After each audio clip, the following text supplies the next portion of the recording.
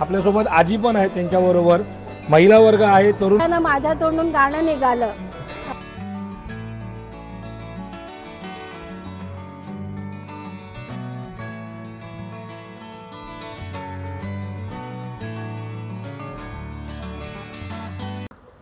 आता आपण सिन्नरमध्ये मुसळगाव MIDC येथे पोचणार.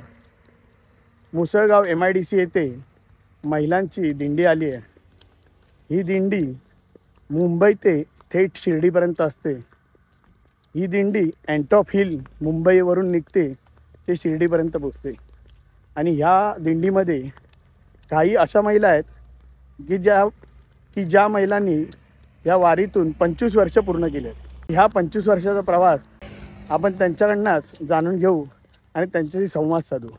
ओम साईराम. नमस्कार मित्रो, आतापर्यंत स्वागत करू ब्लॉगच्या माध्यमातून आपण शिर्डी पदयात्रेसाठी चालणाऱ्या प्रत्येक मुमेंटची, प्रत्येक क्षणाक्षणाची आपण माहिती साई भक्तांपर्यंत पोहोचवली. पण आता या सिन्नर या गावात आल्यानंतर आपल्याला एक वेगळी प्रचिती पाहायला मिळणार आहे. ती अशी की आतापर्यंत आपण साई भक्त पुरुष मंडळी आपण बघितलात, पण आता या सिन्नर गावात आल्यावरती आपल्याला या सर्व महिला भगिनी ज्या आहेत या अँटॉप हिल वरना शिर्डीला जाणार आहेत. आणि तुम्हाला समोर दिसत आहेत आपल्यासोबत आजी पण आहेत, त्यांच्याबरोबर महिला वर्ग आहे, तरुण पासून म्हणजे वयोवृद्ध व्यक्ती म्हटली जाते तिथपर्यंत ही व्यक्ती साई भक्त ही पदयात्रेसाठी चालत चाललेली आहेत.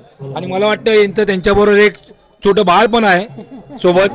म्हणजे तुम्हाला एवढं सांगायचं आहे की पुरुष मंडळींबरोबर महिला वर्ग सुद्धा खांद्याला खांदा लावून, कुठेतरी म्हटलं जातं की महिला मागे राहिले आहेत किंवा राहतील, असं नाही आहे. तर त्याच पद्धतीने हा महिला वर्ग खांद्याला खांदा लावून सगळ्या क्षेत्रात चाललेला आहे. तर हा साईच्या शिर्डीच्या क्षेत्रात जातानाही बरोबर आहेत. मी ताईंना विचारतो, ताई कसा अनुभव आहे तुमचा, आपण कधी सुरुवात केलात आणि आपल्याला प्रेरणा कुठून मिळाली? माहिती आहे बोला. श्री सच्चिदानंद सद्गुरु साईनाथ महाराज की जय.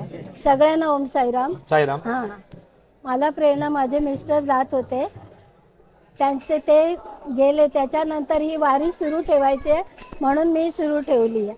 आणि यंग बॉईजमधून मी 1 वर्ष गेली, पण तो इतका आनंद आहे ना जो मी कोणाला म्हणजे शब्दात वर्णन करू शकत नाही. त्याच्यानंतर त्यांनी महिला बंद केल्यावर आम्ही 6 जणी, त्यातली एक इथे आहे अनिता पवार आणि मी श्रीमती रेणुका नारायण पालंडे, आम्ही आणि आणखी 4 महिला, त्यातल्या 2 गेल्या. पण आम्ही हा संकेत बाणे, त्याचे वडील सत्यवान बाणे आणि एक सेलार म्हणून असे 6 आम्ही 9 जण पहिला निघालो.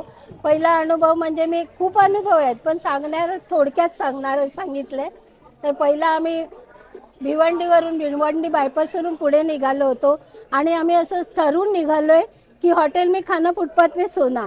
आमच्याजवळ पाठीवर बॅगा होत्या, त्याच्यामुळे आम्ही बॅग घेऊन जात होतो. हां, तर तिथे आम्ही जाताना माझ्या तोंडून गाणं निघालं, दूर से देखा तो पत्थर पड़ा था, वो तो अपना साई खडा था. आणि त्या हॉटेलच्या मालकाने साई कृपा म्हणून नवीन बांधलेलं हॉटेल आम्हाला बोलवलं इकडे. आम्ही म्हटलं घाबरली, काय जाणार याच्याकडे, हॉटेलमध्ये आम्हाला राहायची परिस्थिती नाही. 500 रुपये घेऊन आम्ही निघालो होतो. पण त्याने आम्हाला रात्रभर बोलून जेवण खाणं सगळं देऊन व्यवस्थित करून, त्याच्यानंतर मध्ये 9 दिवस 8 दिवसात आम्ही शिर्डी गाठली पुरुषांप्रमाणे. आम्ही कुठे डगमगलो नाही, रस्त्यावरही झोपलोय, जेवायला नाही मिळालं तरी तुमच्यासारखी मंडळांनी आम्हाला जेवायला दिलेलं आहे. त्यांना आश्चर्य वाटत होतं 6 महिला जात आहेत म्हणून. आणि शेवटचा अनुभव म्हणजे अगदी सुखद आहे. म्हणजे सायाळे गाव तुम्ही ओळखत असाल, तिथून आमची एक महिला आम्हाला पुढे जाऊ देत नव्हती. मग तिला कसं तरी खेचत शिर्डीपर्यंत नेलो. शिर्डीच्या अगदी समाधी मंदिराजवळ आलो आणि मंदिर बंद झालं. समाधी मंदिर कधीच 10च्या आरतीनंतर बंद झाल्यावर उघडत नाही. पण त्यावेळेला आम्ही असं बॅगा टाकल्या आणि बसलो तिथे, रडायला लागलो. तेवढ्यात एक आले गृहस्थाने, ते म्हणतात तुम्ही मुंबईवरून आलात का? आताच एक व्यक्ती येऊन सांगून गेलेत की या महिलांना आतमध्ये घ्या. बघा चमत्कार की बाबांनी आम्हाला 11 वाजता आतमध्ये घेतलंय. पूर्ण बाबांचं जे झोपण्याचं मच्छरदाणी घालतात ते सगळा जो सोहळा आहे रात्रीचा, तो आम्ही आमच्या डोळ्याने प्रत्यक्ष पाहिला. म्हणजे आम्हाला 2 तास अश्रू हेच होत नव्हते. पूर्ण ते झाल्यानंतर मंदिर बंद होईपर्यंत आम्हाला कोण बोललं नाही बाहेर जा म्हणून. आम्ही स्वतः उठलं कारण बाबा झोपले. पण तो आमच्यासाठी आयुष्यातला म्हणजे न सांगता येणारा इतका सुखद अनुभव. आणि आताही पदोपदी आम्हाला अनुभव येतात. मी 100ही महिला घेऊन गेले, पण आता काय झालं, नेल्या.